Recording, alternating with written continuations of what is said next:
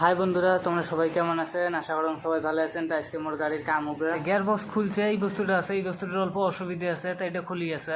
তো gear box খুলি সবগুলো বস্তু এটি থোয়া হয়েছে, মানে এটাই কোনটা কোনটা বস্তু গেছে হলে সব পাল্টে দিবে, নতুন লাগাবে। তা নতুন বস্তু আনা হয়েছে।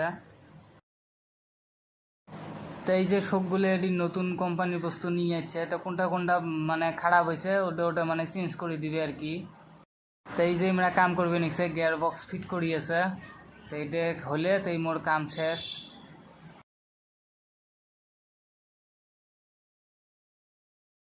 তা সবগুলো বেয়ারিং টেয়ারিং যা আছে মানে বস্তুপাতি সব লাগা হয়ে গেলে ফিল্টারটা পাইয়াছিল, তো ফিল্টারটা লাগাই আছে। তারপরে আমরা তলত যে লাগামু, তা মুইও গাড়ির তলত আসলুম। গাড়ির তলত আসি মানে বসিয়ে এটি আমরা লাগামু গিয়ার বক্সটা।